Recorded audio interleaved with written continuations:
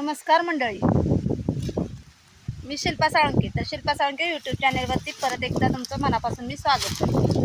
तर शेतकरी मित्रांना माहीतच आहे की आपण ऊस बाहेर काढताना काय खटाटोप करावा लागतो शेतकऱ्याला.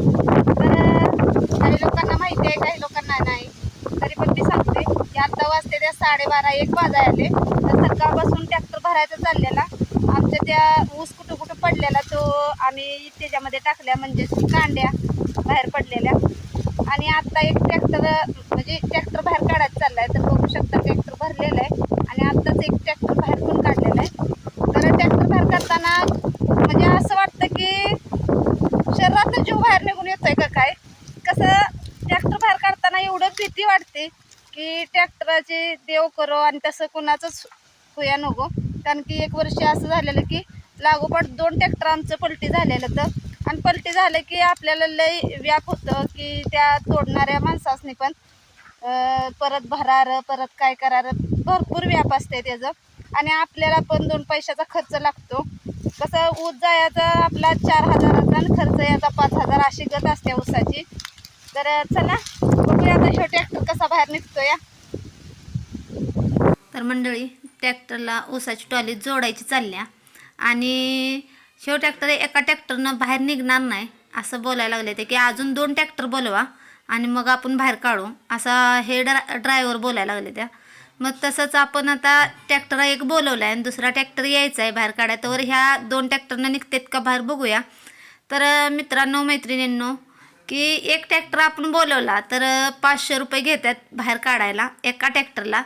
आणि आपल्याला 2 ट्रॅक्टर बाहेर काढायचे आहेत आणि त्याच्यासाठी 2 ट्रॅक्टर बोलवायचे आहेत. म्हणजेच की एका टॉलीला आपल्याला 1,000 रुपये बाहेर काढायला जाणार आहे. हा बघा ट्रॅक्टर जोडलेला आहे. तर ह्या ट्रॅक्टरचा जर ट्रॅक्टर बाहेर काढला आपला तर दुसरा ट्रॅक्टर बोलवायला लागणार नाही. आणि जर ह्या ट्रॅक्टरला सुद्धा आपला जर ऊस बाहेर निघाला नाही, जर पुढं म्हणजे काही जागेवर चाकं फिरायला लागले ती, तर अशा प्रकारे बहुतेक निघालाच बघा चाललाय ऊस. तर कारभारी लागले ते पळायला. कारण की ही बघा ट्रॅक्टर असा बाहेर निघायला लागला, झोल इकडं तिकडं झाला की पूर्ण शरीरातनं जीव हातात आल्यासारखं होतं. का तर ह्या ट्रॅक्टर जर बाहेर निघताना जर पलटी वगैरे झाला तर आपल्याला खूप खर्च येतो आणि आपल्या ऊसाचं वजनसुद्धा कमी होतं म्हणते ती. एकदा भरलेला ट्रॅक्टर जर परत पडला की वजनाला सुद्धा कमी येतो आणि आपल्याला खर्च पण लागतो त्यात भरायला. त्या माणसांना डबल पैसे पण द्यावं लागते ती की भरण्यासाठी. ती माणसं तशी भरत नाही ती. का पलटी आपल्या शेतात जर झाला तर 1ही रुपया न घेतात तो भरत नाही, ती पैसे द्यावंच लागतात. आणि जर आपल्या शेतातनं बाहेर निघून जर कुठं पलटी झाला तर त्याचं आपण पैसे द्यायचं नाही, त्यांचं ती भरते ती, असा नियम असतोय. तर चला, ट्रॅक्टर आमचा बाहेर निघाला. स्वामींची कृपा खरंच आमच्यावर आहे की स्वामी गणपतीराजांची कृपा आहे, त्यांचा आशीर्वाद आहे, त्यामुळं आपला ट्रॅक्टर बाहेर निघाला. तर टर्न घेताना कसा घेतोय बघूया. अजून तर पूर्णपणे बाहेर निघालेला नाही, शेतातच आहे. तर टर्न घेताना पण व्यवस्थित निघाला. आणि त्या लोकांनी भरपूर ऊस भरलाय. त्यांना सांगितलेलं थोडाच भरा, जास्त भरू नका, कमी भरा. तरी त्या लोकांनी काय ऐकलेलं नाही. कारण की ती म्हणते तर वजन आल्याशिवाय आमासनी पण म्हणजे तोडलेला फायदा मिळत नाही. जास्त ट्रॅक्टर आम्ही ज्या रोज भरतो तसाच आम्ही ट्रॅक्टर भरणार. मग तुम्ही 2ला 4 ट्रॅक्टर पुढं लावा आणि वडून बाहेर काढा, आम्हासनी त्याच्याशी घेणं देणं नाही, अशी बोलते ती. तर हा ट्रॅक्टर जरा थोडा भरला आहे कारण की आपला ऊसच संपला. 2 दिवस झाला आपल्या ऊसाला तोड होती. काल एक खेप गेली आपली आणि आज एक. तर चला रिटर्न आले त्या तो ट्रॅक्टर बाहेर न्यायला. तर तो ट्रॅक्टर आता जोडायचा आणि बाहेर काढायचा. आणि आम्हीचं चाललं आहे वाडं गोळा करायचं. तर अजून एकदा ट्रॅक्टर येणार आहे आपल्या ह्या शेतामध्ये. तर म्हणणार कशाला, तर आपलं हे वाडा आहे ते आपल्या शेडपर्यंत न्यायचं आहे. त्यासाठी डबल एकदा ट्रॅक्टर बोलवावं लागणार आहे आपल्याला आणि ट्रॅक्टरमधून वाडं न्यायचं आहे. आणि मैत्रिणींनो, मित्रांनो, त्यातच भरपूर काम राहतं या. कसं असतं, आपल्याला समाजसुद्धा सांभाळावा लागतो आणि शेतातलं पण करावं लागतं.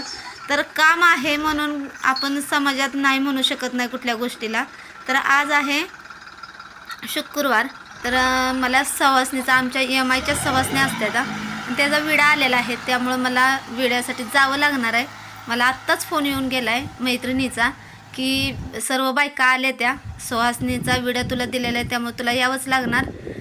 मग आता मी हे ट्रॅक्टर दोन बाहेर निघालं की मी जाणार आहे. सुहासनीचा विडा आहे त्यामुळं जेवायला, आणि कारभारी यशराज आणि माझा भाचा आहे. तर ही तिघंजणं ही वाडं भरणार आणि मागून नंतर येणार आहे ती. तर मित्रांनो मैत्रिणींनो, जरी जेवाय गेलो तर मागं येऊन रिटर्न अजून आपलं काम आहे.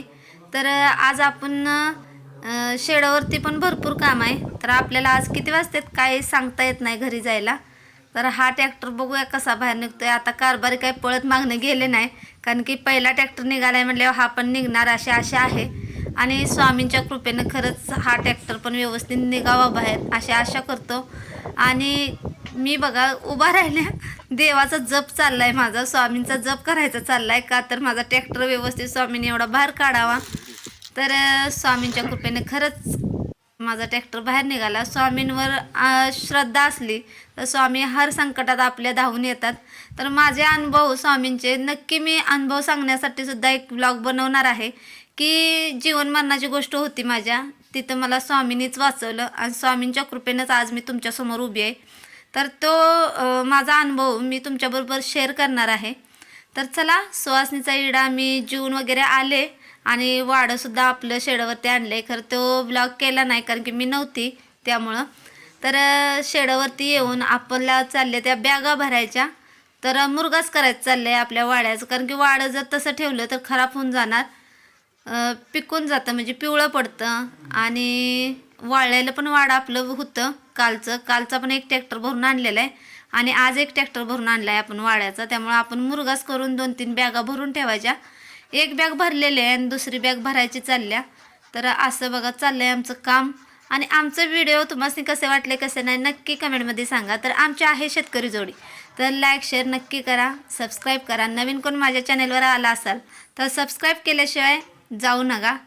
तर चला, शेतकरी जोडीचे व्हिडिओ कसे वाटले कसे नाही कमेंटमध्ये नक्की सांगा. आमच्या ऊसाची काय म्हणतात ना की गोड साखरेची कडू कहाणी, तशीच आहे बघा आमच्या ऊसाची सुद्धा कहाणी. कारण की ऊस बाहेर निघस्तोवर आम्ही 2 दिवस झालं टेन्शनमध्येच होतो की ऊस आमचा कसा बाहेर निघतोय, का तर ती आमच्या शेतामध्ये अजून चिखल आहे. त्यामुळं आम्हासनी टेन्शन होतं की बाहेर आमचा ऊस कसा निघतोय. तर निघाला, स्वामींच्या कृपेने सर्व काही व्यवस्थित झालेलं आहे. तर उद्याला आपल्या दुसऱ्या शेताला सुद्धा तोड येणार आहे. तर उद्या आपला दुसरा ऊस आहे तो सुद्धा घालवायचा आहे कारखान्याला. तर कारभारी बघा बॅगेच्या आतमध्ये गेल्या त्या. आणि कसं आहे, यशराजचं वजन कमी पडतं आहे तुडवायसाठी, कारण की जेवढं तुडवून आपण बसवल म्हणजे जेवढं आपण त्याला त्याच्यावरती मुरगासावर नाचल तेवढं ती दाबून बसतं. तर कारभारीच म्हणले माझं वजन जास्त आहे मीच जातो. मग कारभारीच आतमध्ये उतरले ते आणि आम्ही सर्वजण चाललं आहे आमचं मुरगास करून द्यायचं. तर चला, कुट्टा टाकून आपण बॅग भरायचे. तर संध्याकाळच्या 8 वाजले त्या, धारा काढले त्या आणि मुरगासाला चालू केले. तर मित्रांनो मैत्रिणींनो, आम्हासने आता 9-9:30 वाजणार आहेत घरी जायला. तर काय असंच आहे, रोजचंच आमचं टाईम होतं आहे 8-8:30 वाजतातच. तर आज जरा लेट होणार आहे. तर अजून आपली बारकी बकरी आहेत त्यांनासुद्धा दूध वगैरे पाजायचं आहे आणि शेडावरचं आवरून नंतर मग जायचं. तर बराच वेळ होणार आहे आम्हासनी. तर चला, यशराज लागलाय द्यायला मुरगासाला आपला कुट्टा नेऊन. आणि माझं चाललं आहे बघा आता सर्व काम आवरलेलं आहे. आणि मुरगासाची बॅग पण पूर्ण तयार झाल्या, पॅक केल्या आणि इथलं सुद्धा सर्व आवरलं आहे. आणि बारकी आमची कोकरं आहेत त्यांना दूध पाजायचं राहिलेलं, तर त्यांना आता दूध पाजून परत आतमध्ये घालायचं रूममध्ये आणि नंतर आपण जायचं. तर हा आहे माझा भाचा. तर यांना बघा त्याला पाजल्यानंतर घेऊन गेला. अजून त्या 2 बकऱ्या